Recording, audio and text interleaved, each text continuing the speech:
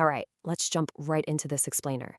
Today, we're exploring the epic, totally unseen battles that every successful product has to survive before it ever reaches your hands. When we pick up a new gadget or take a pill, we rarely stop to think about the absolute gauntlet it took to get there. Well, today, we are going to unpack those journeys. So, what does a smart thermostat actually have in common with a blockbuster cancer drug? On the surface, absolutely nothing, right? But behind the scenes, they've both survived this incredibly high-stakes journey of invisible regulatory mazes and billion-dollar life cycles. To understand how these products survive, here is our roadmap for this explainer. 1. The hidden product battles. 2. The IoT regulatory maze. 3.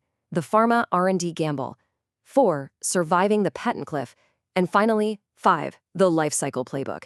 We're going to chart the hero's journey of complex products. Okay, Section 1, the hidden product battles. Let's look at the heavily regulated war everyday products fight just to exist. Moving to Section 2, the IoT regulatory maze. For consumer tech, the barriers are super front-loaded, creating this crazy complex matrix long before a device hits the shelf. Any connected device has to navigate a massive compliance maze. The FCC demands Part 15 testing just to prove your device's radios won't mess with federal bans. Then you have UL and other labs ensuring the lithium-ion batteries won't literally catch fire in your living room. And on top of that, state and environmental laws like Prop 65 and OHS require this meticulous screening of plastics and solders to make sure heavy metals are restricted. It is an intense, multi-layered gauntlet just to reach the starting line. But it's not just about hardware safety anymore. Take California's SB 327 law, for instance. Cybersecurity is no longer just a suggestion. Under this law, slapping a universal default password like admin/admin on a device can legally block it from the market. Companies have to implement unique pre-programmed passwords or force you to make one right out of the box, which really helps ensure hackers can't just hijack your smart home. Let's hit Section 3, the Pharma R&D gamble.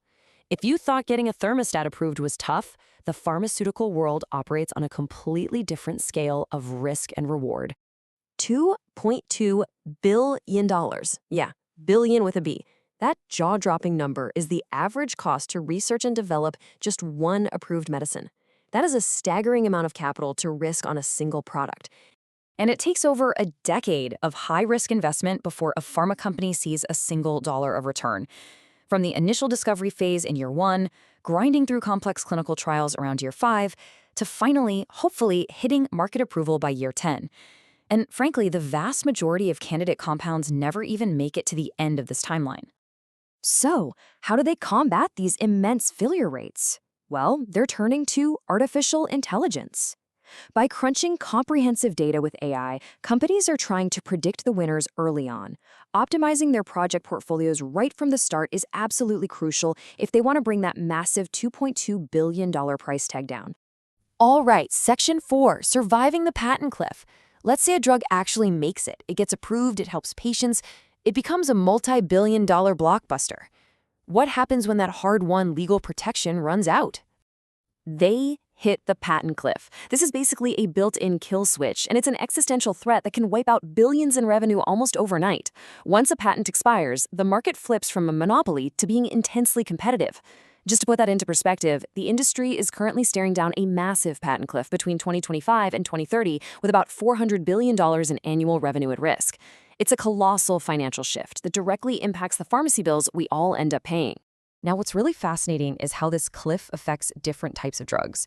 For traditional small molecules, your standard chemical-based pills, a generic is a perfect copy, so revenue literally plummets by 80 to 90% almost instantly.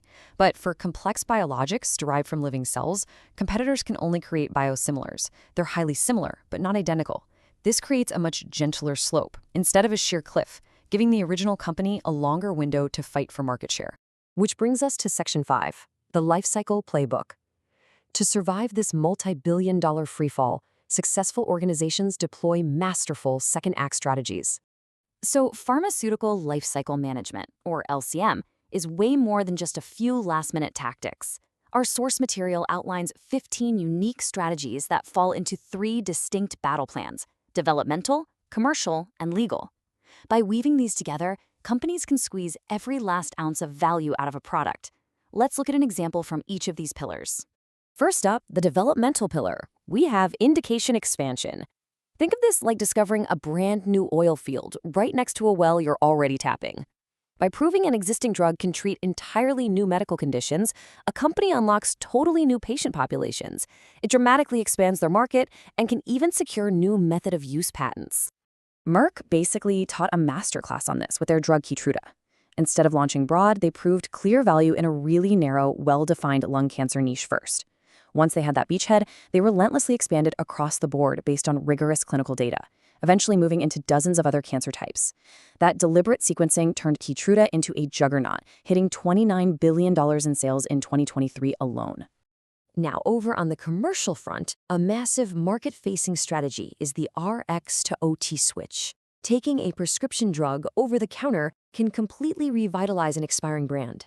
The catch? You have to prove consumers can safely self-diagnose. But once you secure that FDA approval, you pivot from competing with cheap prescription generics to tapping into a multi-billion-dollar mass consumer market right there on supermarket shelves.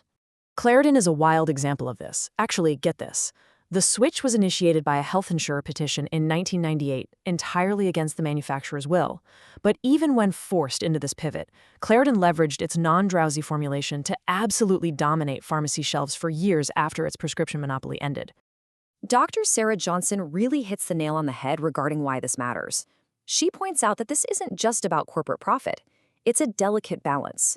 Yes, companies are maintaining commercial strategy, but they're also upholding medical responsibility by providing more convenient formulations and easier consumer access. Okay, moving to our legal and regulatory pillar, things get intensely competitive. Have you ever heard of a patent thicket? It's a controversial strategy, but incredibly effective. AbbVie amassed roughly 136 secondary patents around their blockbuster biologic, Humira. These weren't for the core molecule, but for manufacturing processes and formulations. It created such a dense legal minefield that they successfully stalled U.S. competitors for 7 years after the primary patent expired. And the legal maneuvering doesn't stop there. Originator companies are definitely not powerless bystanders. With an authorized generic, a brand company literally competes with itself, launching its own generic on day one to capture that revenue. Or they can pursue an orphan drug designation. By proving a drug treats a rare disease, they lock in 7 years of market exclusivity entirely independent of their patent status. Here's one of the most powerful, straightforward regulatory levers: pediatric exclusivity.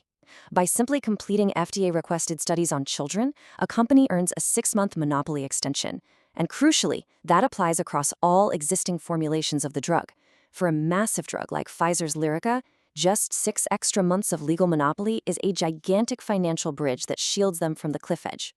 So as we wrap up this explainer, from the labyrinth of IoT regulations to the billion-dollar chess game of pharma life cycles, bringing a product to market and keeping it there is a monumental feat. But I want you to reflect on this delicate balance. Are the complex systems designed to protect products and patients actually stifling the next generation of innovation? Or are these rigorous gauntlets exactly what we need to ensure safety and incentivize the next big breakthrough? Think about who truly benefits when products have to survive these invisible gauntlets. Thanks for joining me, and keep questioning the unseen world around you.